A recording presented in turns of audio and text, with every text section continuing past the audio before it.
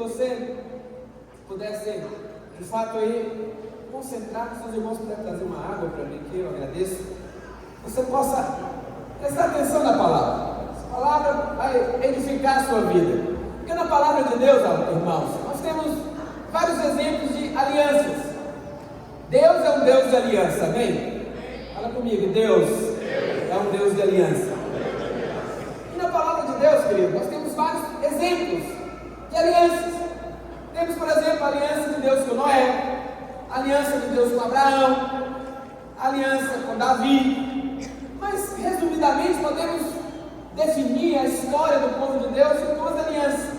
A velha aliança, que é a lei, que era uma aliança baseada em trocas, baseada no bom comportamento, na performance. E nós temos a nova aliança. A velha aliança, Moisés é o símbolo máximo dela, é a lei de Moisés. Mas a nova aliança é a aliança de Jesus, é a nova aliança. E a nova aliança é a aliança da graça de Deus, amém, meus irmãos? E quando nós falamos em velha aliança, nós temos a mania de pensar que todo o Velho Testamento é velha aliança. Mas na verdade, quando a Bíblia fala de velha aliança, ela está falando a respeito da lei. E não sei se você sabe, mas a lei, ela só foi dada a Moisés há mais ou menos 450 anos depois de Abraão. Então, antes da lei, teve a época dos patriarcas.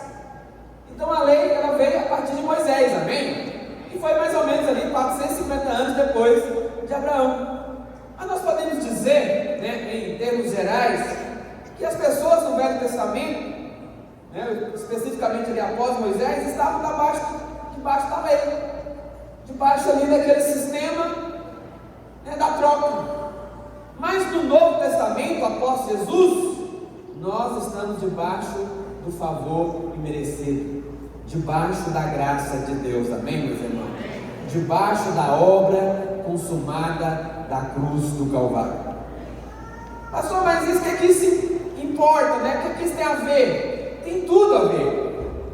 Porque ter revelação de qual aliança você está inserido muda tudo na sua vida, muda a forma de relacionar com Deus, amém, meus irmãos? Então nós devemos relacionar com o Pai conscientes da nova aliança. Interessante que a nova aliança ela já estava oculta lá na velha aliança.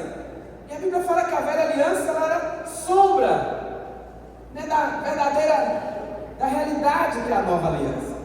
Então, tanto a nova aliança estava oculta na velha, como a velha ela é plenamente revelada na época da nova aliança. Então, muitas coisas lá do Velho Testamento, da velha aliança, são sombras daquilo que hoje eu e você podemos experimentar com realidade, amém, queridos? É muito importante você até mesmo ler o Velho Testamento com enfoque no Novo Testamento, a buscar a revelação da parte do Pai. Interessante que lá em Números capítulo 21, não precisa projetar, mas a palavra de Deus diz que quando o povo de Israel estava saindo, né, estava vindo do Egito, indo em direção a Canaã, eles iam caminhando no deserto, e em um momento eles começaram a murmurar, a reclamar, começaram a murmurar. E por causa disso a Bíblia fala que vieram serpentes abrasadoras e atacaram. Naquele deserto com certeza tinha muitas serpentes, mas até aquele momento nenhuma tinha causado nenhum mal a eles. Mas a partir do momento que eles começaram a reclamar, que eles começaram a murmurar, a Bíblia diz que eles foram picados. Eles foram ali como se tivesse a cerca de defesa tivesse sido derrubada, e aquelas serpentes começaram a picar e eles começaram a morrer. Interessante que a Bíblia diz que então Deus mandou Moisés, é algo assim tremendo na palavra, Deus mandou Moisés fazer uma serpente de bronze, colocar numa haste, né? Diz aí os historiadores que aquela haste parecia uma cruz, e levantou aquela haste com aquela serpente de bronze, e só o pessoal olhar, só aquele povo olhar para aquela serpente de bronze, eles eram curados. Mas o mais incrível que eu acho é que a Bíblia diz lá em João capítulo 3, quando Jesus estava ali falando com Nicodemos, capítulo 3, versículo 14, Jesus ele disse que ele era aquela serpente de bronze. Olha que coisa tremenda da palavra palavra de Deus. Porque lá naquele deserto, eles precisavam apenas olhar para a serpente, e eles eram curados.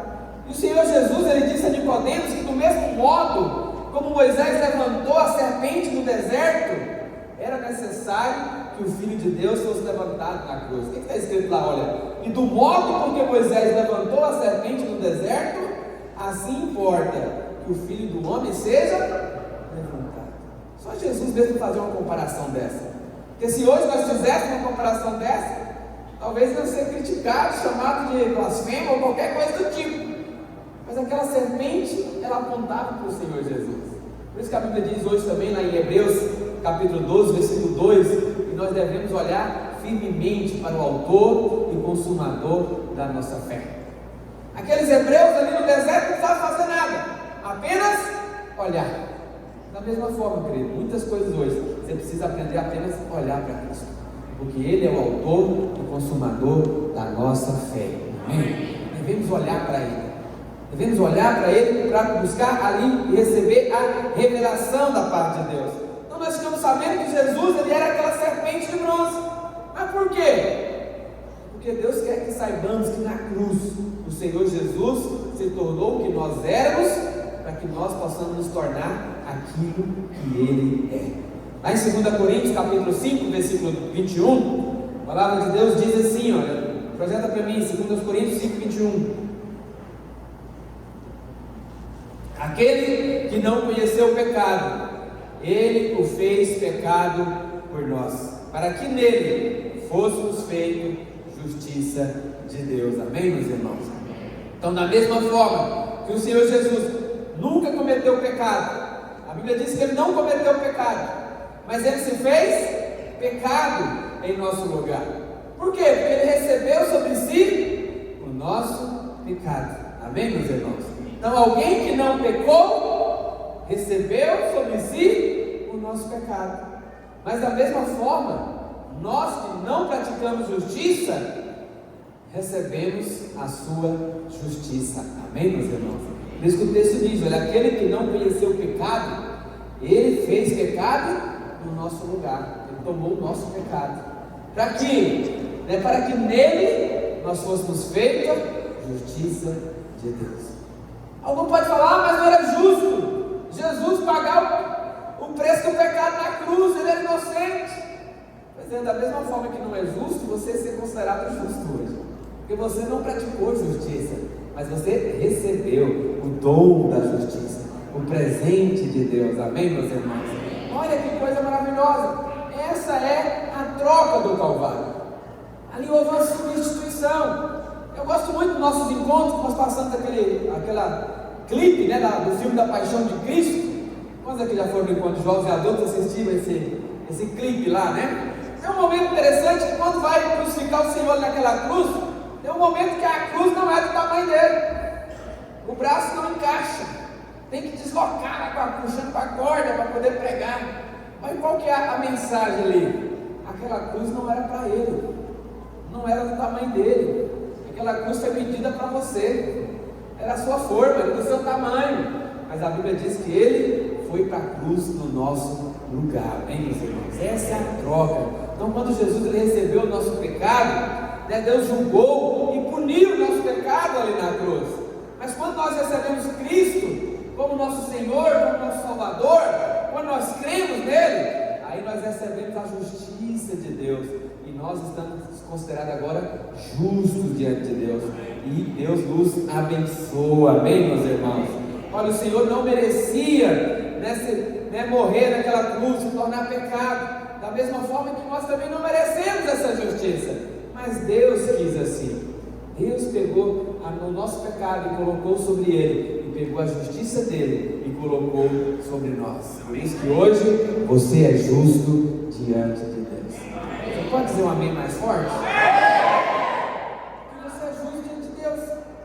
Porque uma das grandes estratégias do diabo, nosso adversário, que a Bíblia chama de o acusador, é nos acusar de dia e de noite, dizer que nós somos pecadores, dizer que nós somos indignos, dizer que nós não merecemos. isso, quero que você hoje, né, o tema da nossa mensagem hoje é: seja livre da má consciência, seja livre de toda acusação, amém, meus irmãos?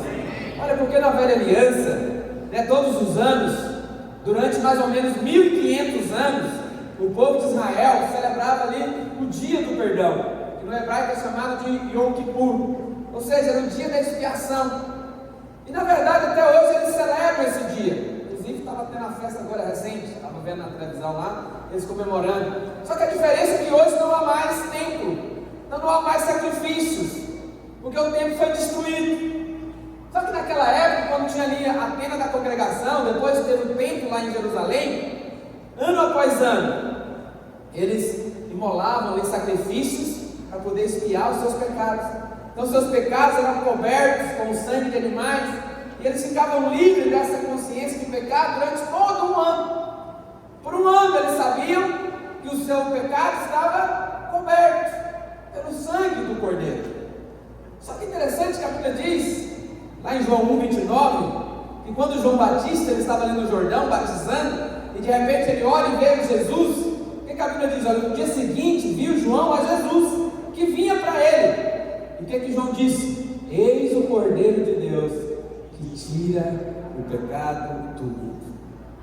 Então esse Cordeiro aqui, Jesus, ele não veio apenas para cobrir o pecado, mas ele veio para remover completamente o pecado. Amém, meus irmãos? Porque anteriormente, na velha aliança, o sangue de animais apenas cobria os pecados.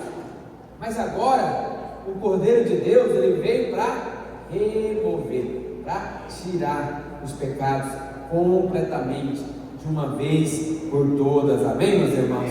Então a lei era funcionava como se fosse um cartão de crédito. Quantos aqui tem um cartão de crédito?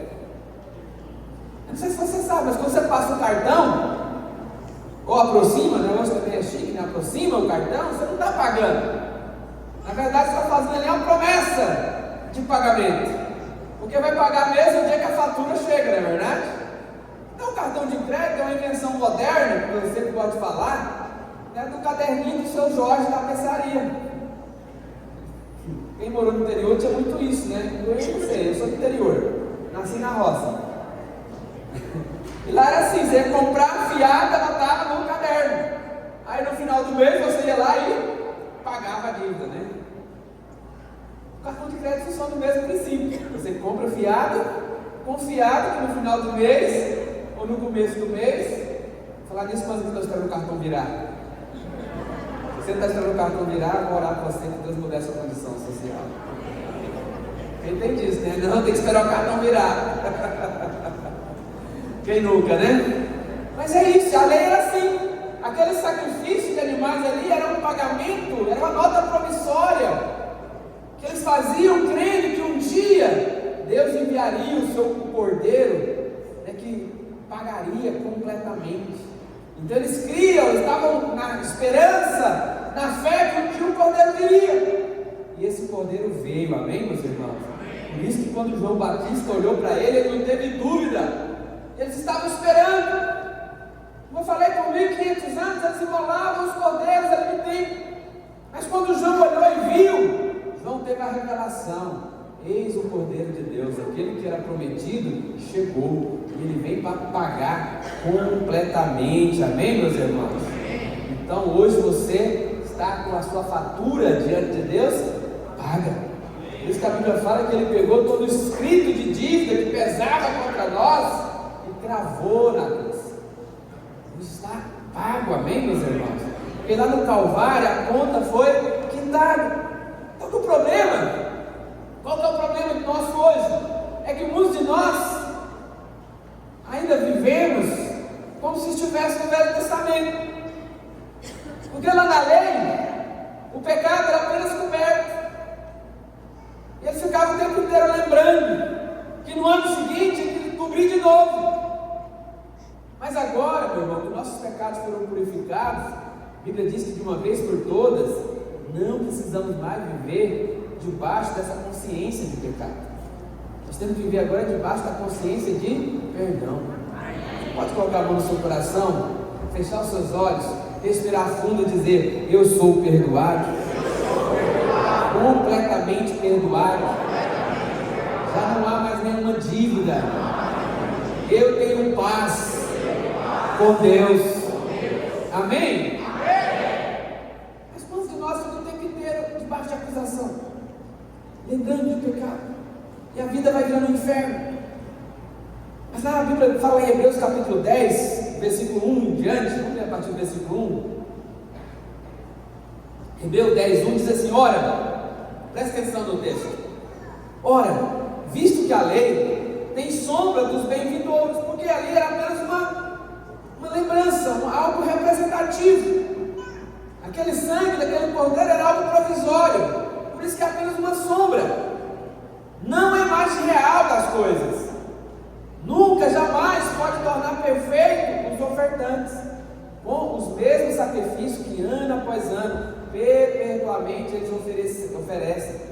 Agora o que diz o versículo 2: de outra sorte, não teriam cessado de ser oferecidos, porquanto os que prestam culto, tendo sido purificados, fala comigo, de uma vez por todas, amém, e aí, não mais teriam consciência de pecados.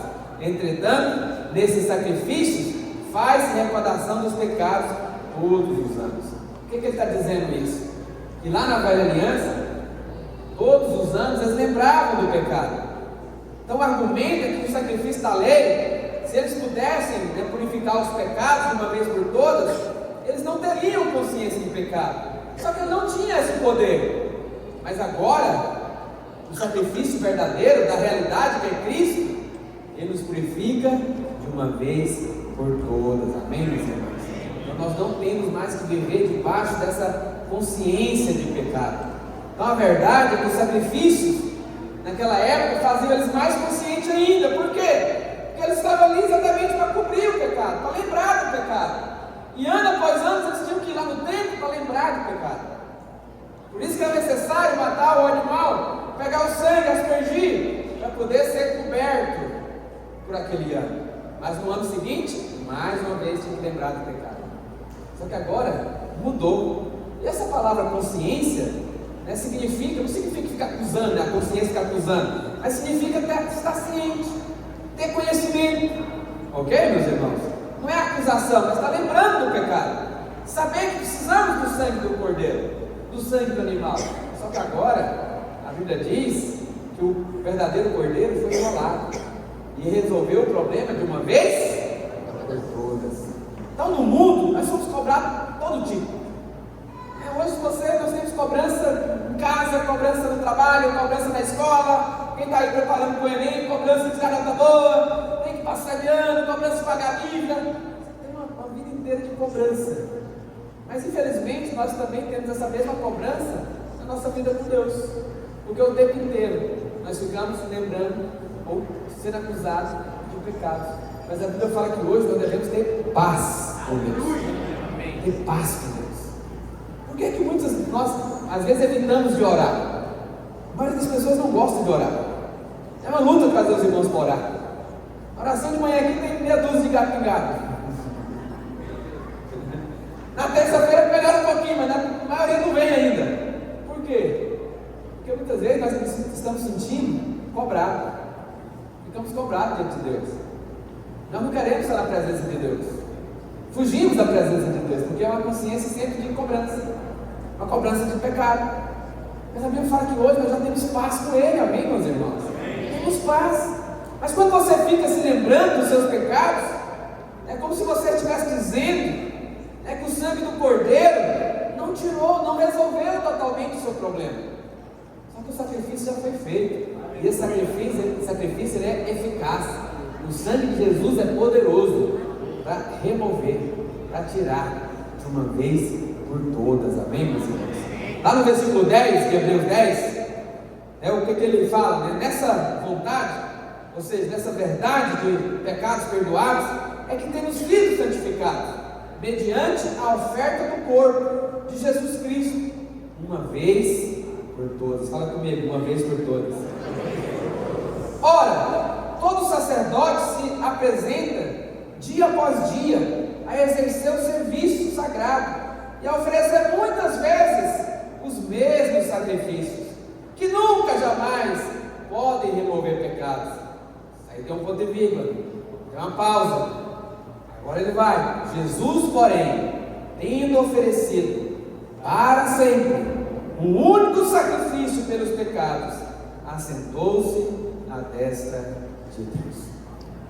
Porque se assentou, porque o trabalho foi concluído, o trabalho foi feito. Lá no Velho Testamento, tanto na tenda a de Moisés, quanto no templo de Salomão, não tinha lugar para os sacerdotes se assentarem, não poderiam se assentar. Eles tinham que o tempo inteiro estar ministrando diante de Deus, oferecendo sacrifício, ali cuidando dos pães, né? Não podia deixar o candelabro apagado. Enfim, o trabalho era constante, tinha turnos, acabava um turno, entrava outra turma, era constante. Por quê? Porque aqueles sacrifícios não podia remover o pecado, apenas cobria, era algo passageiro, tinha que ser feito o tempo todo. Mas a Bíblia fala que Jesus, o nosso sumo sacerdote, uma vez que ele ofereceu o sacrifício, o seu próprio corpo, a Bíblia fala que ele se assentou à destra de Deus. E por que ele se assentou, pastor? Fala comigo que o trabalho está feito, está resolvido. Você entende o que você está falando? Tem revelação disso, amado? Porque Jesus, ele recebeu, quando você recebeu Jesus na sua vida, você foi aperfeiçoado, você foi perdoado para sempre. É isso que a palavra está declarando. Você agora pode ter essa segurança que todos os seus pecados foram perdoados. E qual que é a nossa dúvida? Ah, pastor, será mesmo? Mas, e se? Será? Talvez. Eu costumo brincar dando aula com os irmãos no cursão, ou mesmo lá no seminário, que lá quando o Satanás, na forma de serpente, apareceu para Eva, Rodrigo, lá tinha uma árvore, um pé de maçã. Se você riu, obrigado pela risada, que não era maçã não. Mas ela chegou no galho daquela árvore, ministro, e ela pegou a cauda, enrolou lá na árvore, desceu e fez uma interrogação. O diabo sempre trabalha na dúvida. Será? Será se eu sou amado? Será se Deus vai me abençoar? Será se vai dar certo? Será se eu vou ter favor? Será? Esse trabalho na dúvida, vai gerar dúvida. Será se eu sou perdoado? Será realmente que Deus me perdoou os pecados? Será se eu tenho livre acesso à presença? É assim que ele trabalha. E como é que ele coloca dúvida? Como é que a dúvida é semeada no seu coração? Fazendo você estar consciente do pecado, fazendo você lembrar dos pecados. Mas a Bíblia fala que os seus pecados jamais me lembrarão. Mas o diabo faz questão de fazer você lembrar. Por quê? Para trazer consciência. Mas hoje o tema é: seja livre da má consciência. Tem pessoas que ficam tão neuróticas com isso que já sai de casa pensando: hoje vai acontecer alguma coisa. Já estou com o meu pressentimento aqui que algo vai dar ruim. Já sai de casa angustiado. Já acorda ansioso. Não, meu irmão, chuta que é laço. Repreende isso na sua vida, não aceite. Você tem que sair de casa com expectativa de coisas boas. Esse é o dia que o Senhor fez. Esse é o dia que Ele vai me abençoar. Essa segunda-feira vai ser a melhor segunda-feira do ano. Porque tem pessoa que está domingo à tarde e já começa a ficar ansioso para a segunda-feira. Já começa a ficar preocupado com o trabalho, com o patrão, a dívida, o boleto. Já começa a virar um inferno na vida. Por quê? Consciência, má consciência. Mas hoje eu quero desafiar você: seja livre da má consciência. Amém? Vou pegar um exemplo para você entender isso. Vamos supor aqui, eu estou devendo dinheiro para o Brad ali, 100 mil reais. Me emprestou, falei para ele: Brad, vou te pagar. Só que aconteceu qualquer coisa ali e eu estou demorando para pagar o irmão. E quando eu estou devendo uma dívida que eu tenho condição de pagar. Se fosse 10 reais, irmão, eu faria um pix. Mas 100 mil eu não tenho. Não consigo pagar. Aí qual que é o natural que acontece quando você está devendo? Começa a evitar o Brian. Começa a fugir do Brian. Porque eu estou devendo ele, se eu encontrar com ele, é porque você vai me cobrar. Ele vai, e aí, irmão, cadê o dinheiro? Estou precisando, me paga. Me paga aí, ladrão. É isso que eu vou ficar pensando. Então, às vezes, se o Brian senta daqui, eu já começo a sentar lá atrás, está longe dele. Passa escondido. Você está servindo a lanchonete, nem vou lá, vou de sede, mas não vou lá beber água. Porque estou devendo. E o tempo inteiro eu estou sendo na minha mente, eu estou lembrando dessa dívida. Aí vamos dizer que eu estava em situação difícil. Aí o pastor André ali, que é próximo, em nome de Deus, cheio da grana, vê essa situação, percebe que eu não consigo pagar o Brian. E o relacionamento já está ruim, porque eu estou evitando, irmão. Estou fugindo dele. Aí ele percebe, quer saber, pastor Luiz, eu vou pagar a dívida lá. Já faz um pix lá de 100 mil para o Brad. Brad, é o seguinte, sabe a dívida do pastor Luiz? Está paga. Tetelestai. Zerou. Só que por algum motivo ele foi lá para o encontro de jovens. Encontro com 222 pessoas. Tanta gente, como é que vai ser o governo? Aí ele esquece de me falar. Mas aí ele fala, Vinícius, eu estou correndo aqui, irmão. Seguinte, avisa o pastor Luiz lá que a dívida dele está paga. Pode dar uma boa notícia para ele. Só que o Vinícius também vai ser pelo encontro, está correndo, com 50 inscrições no celular dele, preparando carta, preparando lembrancinha, organizando tudo. E também me esquece de falar para mim, não me conta a boa notícia.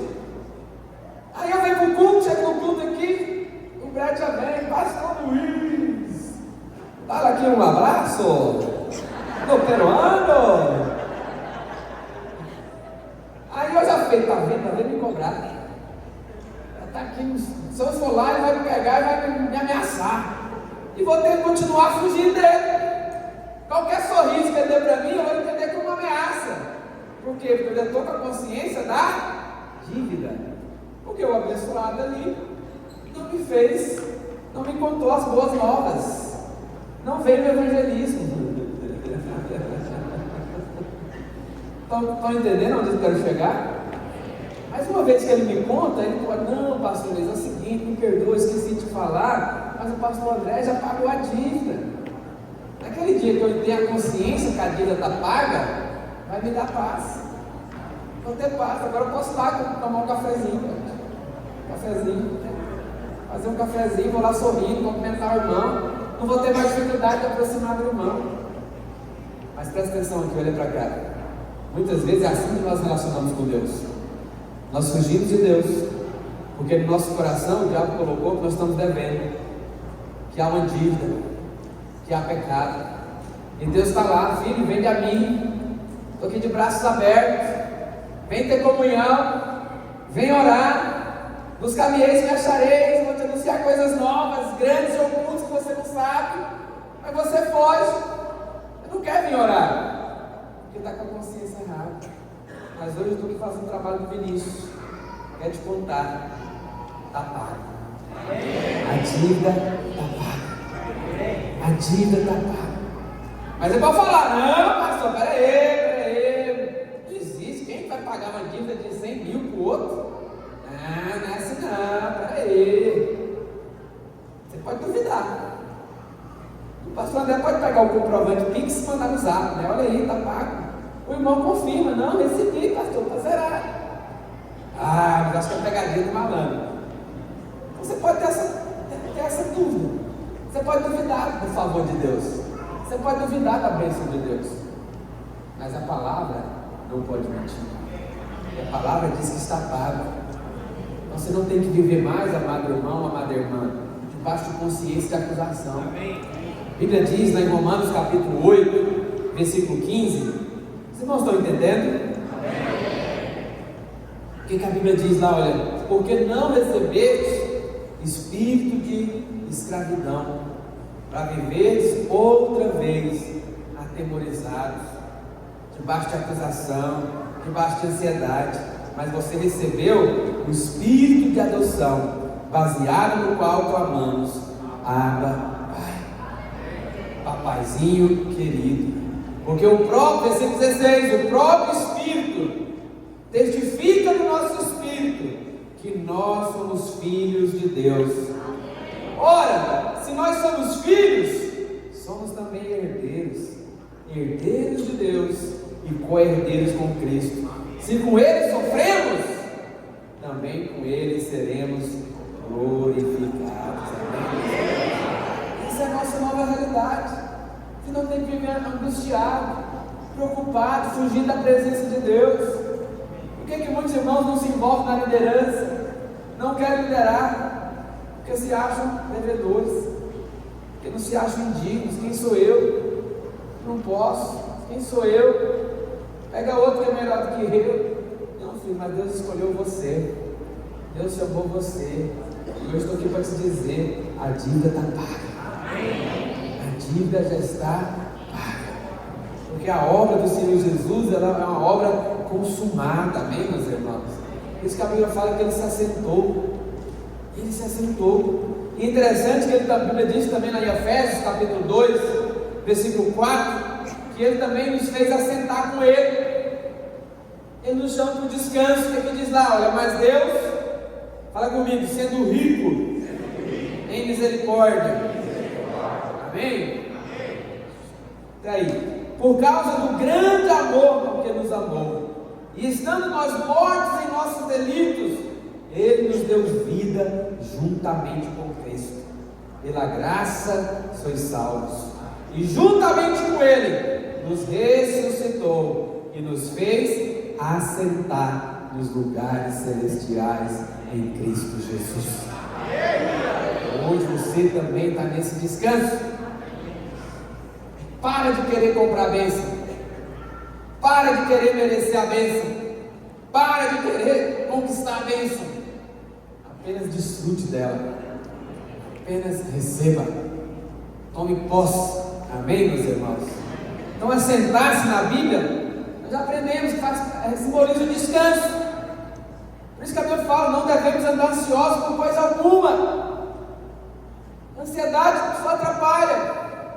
Nós temos que ter paz. Nós temos um Pai que cuida de nós. Assim como o Pai cuida dos passarinhos, a erva do campo, lá dos lírios, Ele cuida de você. Você é filho e filho amado. Amém, meus irmãos? Então, diante dessa verdade, diante desse novo, dessa nova aliança, dessa nova forma de relacionarmos com Deus, é que agora nós podemos nos aproximar dele com ousadia.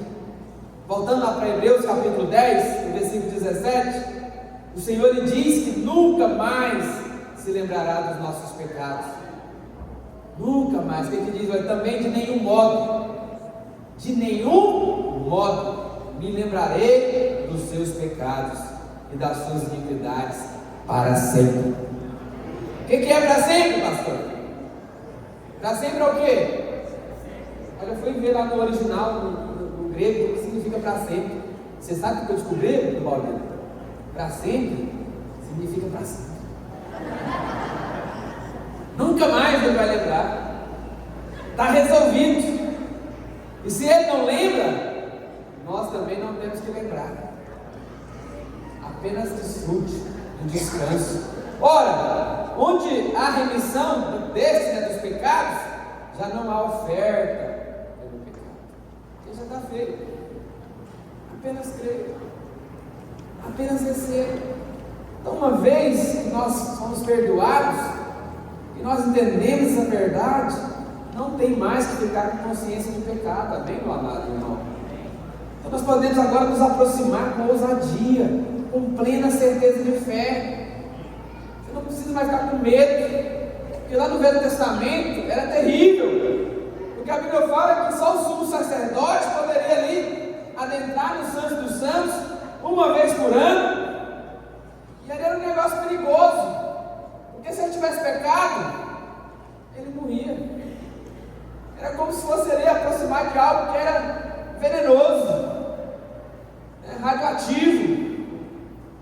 E eles ficavam preocupados, o tempo inteiro conscientes do risco, porque naquela época, quanto mais próximo chegasse de Deus, era mais chance de morrer. Só que mudou. 19 de Hebreus 10, o que ele fala? Pois, tendo, pois, irmãos, intrepidez. O que é intrepidez? Fala comigo, ousadia. Não tem que ficar mais receioso, não tem que mais ficar titubeando, será? Não, chega de forma ousada, com intrepidez, para entrar no Santo dos Santos, porque o véu foi rasgado. O que Jesus ali, ele morreu na cruz, que ele gritou ali, está consumado. A Bíblia fala que houve um terremoto, e o véu que separava ali o santo, lugar santo do Santo dos Santos, se rasgou de cima e embaixo. Agora nós temos livre acesso, podemos chegar com intrepidez e entrar no Santo dos Santos, pelo sangue de Jesus, pelo novo e vivo caminho que Ele nos consagrou pelo véu. Amém, meus irmãos? Isto é, pela sua casa. E tendo grande sacerdote sobre a casa de Deus, aproximemo-nos com sincero coração, em plena certeza de fé. Aqui fala de certeza, mas fala de plena certeza. O que é certeza? É algo que não há dúvida. Lá em casa, meu menino, teve uma época lá que roubaram o videogame dele. Entraram lá na nossa casa e roubaram o videogame dele. Acho que ele ficou meio assim, assustado, e até hoje ele sempre pergunta. Ele vai dormir: pai, trancou a porta da sala? Lá do quarto dele. Não dá pra você perguntar isso. Virou um negócio, já que eu fico esperando já. 1, 3, 2, 1. Pai, trancou a porta da sala? Eu: sim, meu filho, tranquei. Aí ele: o senhor tem certeza? Sim, tenho certeza. Certeza absoluta? Eu: sim, absoluta. Aí ele: tá, então tá bom, boa noite. Aí ele vai dormir, porque ele quer ter uma certeza absoluta. E é isso aqui que o texto está dizendo: em plena certeza de fé. Não duvide. Você pode se chegar em plena certeza de fé, porque você está purificado, tem um coração purificado de má consciência. Amém, meus irmãos? Glória a Deus por isso. Então esse aqui tem essa plena certeza, porque no Antigo Testamento, quanto mais perto você ficava, era pior. Então quanto mais longe, era mais seguro. Só que agora no Novo Testamento, acredito, quanto mais perto você está, mais você recebe da vida, mais você recebe da presença, mais você recebe do favor. Então não fique longe, não fique desgarrado, amém? Centésima ovelha, vem para o rebanho, vem congregar, esteja juntos. Esse é um tempo que nós desfrutamos da vida da igreja, um tempo de jejum, é um tempo de você ter essa consciência que você faz parte de uma família da fé, do povo de Deus, da igreja viva. Você faz parte da família dos Nazarenos, diga amém. E tem essa plena certeza de fé. E por que, pastor, que nós temos que manter essa plena? Por quê? Porque o tempo inteiro nós estamos preocupados com o pecado, essa acusação, essa má consciência nos afasta de Deus, nos impede de aproximar. Mas hoje é tempo que nós estamos próximos, bem amalgamados, porque hoje nós temos a consciência de perdão, nós somos perdoados, nós temos paz com Ele, amém, meus irmãos? Você não está mais no Antigo Testamento, você não está mais na Velha Aliança, você está na Nova, onde um novo e vivo caminho foi aberto para você. Então você pode se chegar em plena certeza absoluta, certeza absoluta, que nada vai te acontecer, que você aceita, porque sobre a sua vida está o sangue do Cordeiro. Você aceita, amém, meus irmãos? Glória a Deus. Você pode dizer amém por isso? Nós podemos chegar confiadamente. Então viva nessa nova realidade. Então Moisés, ele simbolizava ali a lei do Velho Testamento, mas agora nós não estamos mais debaixo dessa velha aliança, porque lá quando Moisés foi chegar na primeira vez ali na presença de Deus, lá em Êxodo capítulo 3, vamos ler rapidinho aqui para fazer uma comparação, antes de encerrar. Mas antes de encerrarmos, presta atenção nessa comparação. A velha aliança, Moisés, quando foi se chegar a Deus, lá em Êxodo capítulo 3, versículo 1, projeta para mim, por favor, irmão. Como é que foi? Olha, a Bíblia diz, olha, apacentava Moisés, presta atenção nesse texto, para nós compararmos com Hebreus 10. Apacentava Moisés o rebanho de Jetro, seu sogro, sacerdote de Midian, e levando o rebanho para o lado ocidental do deserto, chegou ao monte de Deus, a Horebe. Apareceu-lhe o anjo do Senhor numa sarça de fogo. Aqui o anjo do Senhor está em letra maiúscula, então aqui aponta para o próprio Jesus, no meio de uma sarça. Moisés olhou, e eis que a sarça ardia no fogo, e a sarça não se consumia. Então disse consigo mesmo: irei para lá, e verei essa grande maravilha, porque a sarça não se queima. Vendo o Senhor que ele voltava-se para ver, Deus no meio da sarça o chamou e disse: Moisés, Moisés. Ele respondeu: eis-me aqui. E Deus continuou: não já chegues para cá, não se aproxime, tire a sandália dos pés, porque o lugar que você está é terra santa. Vamos comparar isso aqui, essa realidade da antiga aliança com a realidade da nova. Na antiga aliança, você não podia se aproximar, você tinha que ficar longe, porque senão você morria. O Senhor chamou a atenção dele ali, mas quando ele se virou e veio, o Senhor mandou: não se achegue para cá. Só que agora em Hebreus, na nova aliança, a ordem é: aproximemo-nos com ousadia. Na antiga aliança, não venha, cuidado. Mas na nova aliança, chegue-se, corra para cá, venha para cá, aproximemo-nos com ousadia. Moisés, não chegue perto. E Moisés representa a lei. Foi assim que Deus falou com ele a primeira vez. Mas a segunda coisa que Deus disse para Moisés foi: tira as sandálias dos pés, porque o lugar que você está é terra santa. Em outras palavras, Moisés não podia participar da santidade de Deus. Mas interessante que na nova aliança, Deus é mostrado de uma outra forma. Lá em Lucas capítulo 15, quando o Senhor Jesus ele conta ali a parábola do filho pródigo. Você sabe a história? O filho pródigo, ele resolveu pegar a herança antecipada, foi gastar com todo tipo de pecado, longe de Deus. Mas um dia chegou no fundo do poço.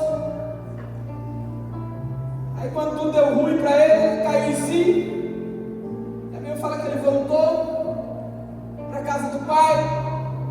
Só que ele veio pensando, planejando: agora eu vou falar para meu pai que eu não sou digno de ser filho, que eu aprontei, pai me perdoa, Deus me trata como um dos teus empregados. Muitas vezes é assim que nós oramos: Senhor, me perdoa, fiz tanta coisa errada, já não sou digno, me trate como um empregado, mas não afasta de mim o teu espírito. Ou seja, a oração do Velho Testamento. Mas o mais interessante, irmãos, é que quando aquele filho chegou, a Bíblia fala que quando ele começou a falar com o pai, essas baboseiras todas, o pai nem se deu o trabalho de responder, apenas correu e o abraçou. E a primeira coisa que o pai falou para ele foi: traga uma sandália e coloca nos seus pés.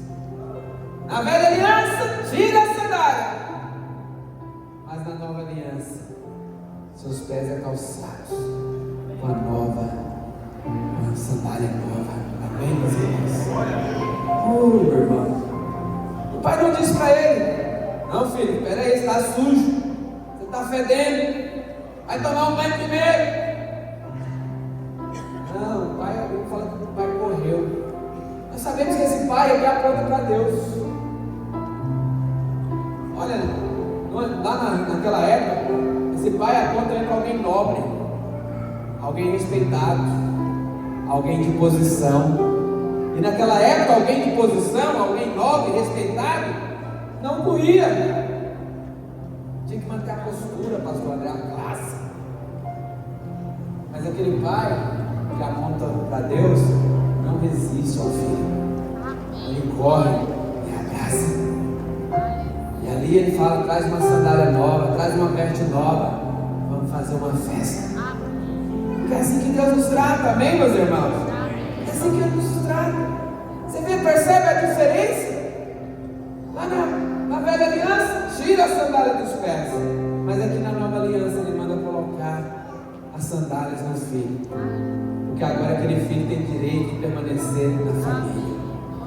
Aquele filho faz parte da família. Ele mandou matar um novinho, fazer uma festa, uma ceia. Pegou um anel, colocou no dedo, deu autoridade. Porque a sua realidade de filho não é a realidade de escravo, não é a realidade miserável lá do pecado. Você é filho, você se assenta na mesa, você tem sandálias novas, você tem veste nova, e você foi chamado, meu irmão, para ser filho e filho amado. Não importa a situação, lembra que Ele é com você. Mas às vezes você para e pergunta e fala: pastor, mas estou passando tanta luta, tanta dificuldade. Não importa, meu irmão, a sua necessidade, Ele é a sua provisão. Pastor, mas eu que fiz coisa errada, eu que aprontei, eu estou colhendo. Não, mas Ele é misericordioso. Sua misericórdia dura para sempre, de geração em geração, a sua fidelidade. Está doente? Ele é a sua cura.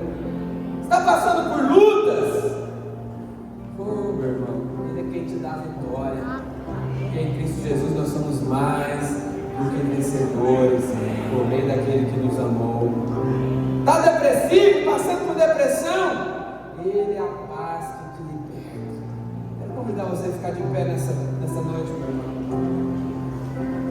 Oh, Senhor, você possa ter revelação dessa nova aliança, você possa ter entendimento dessa nova realidade, que você tenha entendimento que você pode se chegar à presença dEle com ousadia, com intrepidez, em plena certeza de fé, porque o Senhor, Ele é contigo, Ele é contigo. Você não precisa ter medo de se aproximar dEle, porque hoje há um caminho vivo, novo, que foi aberto.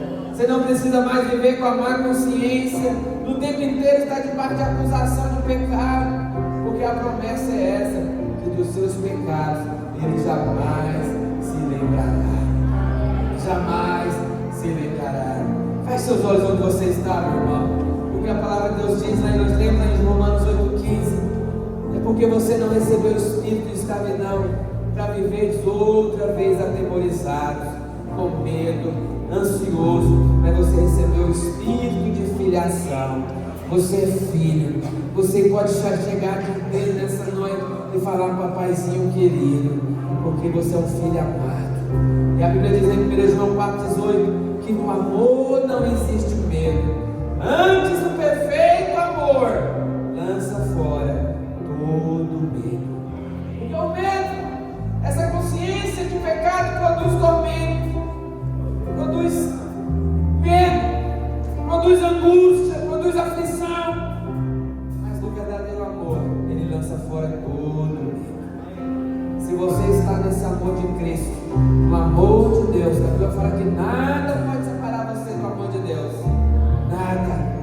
E esse perfeito amor, Ele lança fora todo medo. Pode levantar suas mãos por um minuto. Vamos cantar uma canção aqui. Você vai fazer essa canção.